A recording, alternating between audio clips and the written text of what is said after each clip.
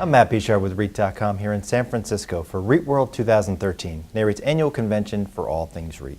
Joining me today is Shaw Neyland, the president of Steadfast Income REIT. Ella, thanks so much for joining us today. Well, thanks for inviting me.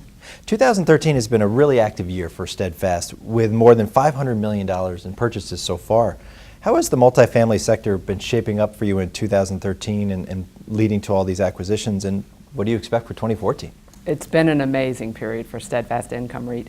Our business plan, starting 3 or 4 years ago, was to buy properties in what a lot of people call the flyover states, the central quarter of the United States.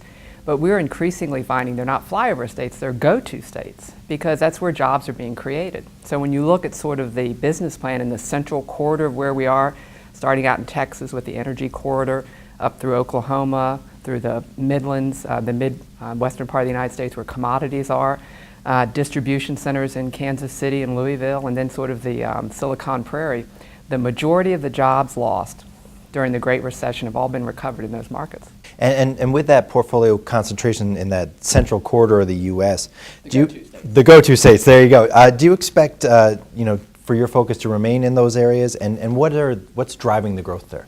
Well, it's interesting because people talk about apartments as if they're all equal, and they're not. Our moderate income apartments are priced at a point that most of American jobs that are being created, which are between $45,000 and $75,000 a year, that's the bell curve of the growth, job growth in jobs. Those are the residents that are attracted to Steadfast apartments. And if you think about sort of anemic job growth, but it's in the markets that are healthcare, technology, light manufacturing, personal services, restaurants, retail, those are all the jobs that are being created in that part of the United States. And it's a very regulatory, favorable, friendly business environment. Texas, for example, no state income tax. So you're seeing, again, businesses attracted to that part of the United States, and that draws people. The other thing, too, is we're seeing the millennials increasingly moving out of these coastal expensive cities because they can't afford the luxury apartments at $2,500 a month. So they're finding jobs and a quality of life, and they're one of the biggest demographic drivers of job growth today. And in addition to the jobs issue, what other demographic trends are you watching that are kind of pushing fundamentals for your sector? I think we're going to see an outsized demand for our type of apartments in the next 2 to 7 years, and from a variety of factors. One is the millennials. Again, increasingly the millennials are choosing to live in apartments as opposed to buying homes. For one thing, they can't afford it. They get out of school, they have $25,000 of student debt. The second is they've seen their parents either lose equity in their home or lose their home.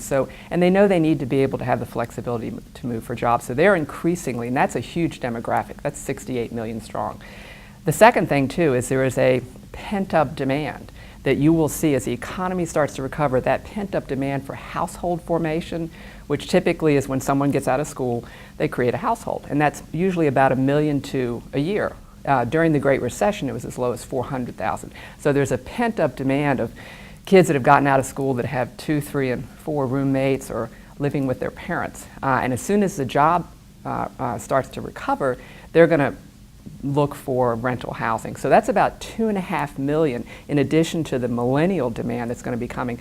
And I think the third thing is, for better or worse, I think there's a pipeline of sort of hidden potential foreclosure still on home ownership. There was a big wave that we saw, and that was typically of homes that were in default.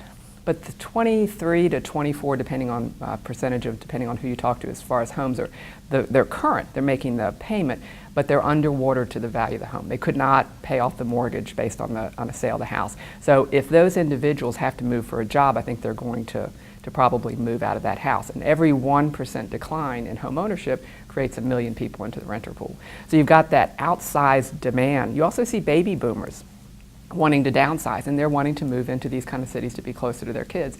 And then the final thing is legal immigration is still about 1 million a year strong, and they tend to be renters by choice. So in the moderate income apartments, we think it's good for apartments overall, but we think it's great for this demographic. Great. Ella, thank you so much for taking some time with us today. I enjoyed it. Thank you. For more on this and other REIT news and analysis, be sure to visit REIT.com.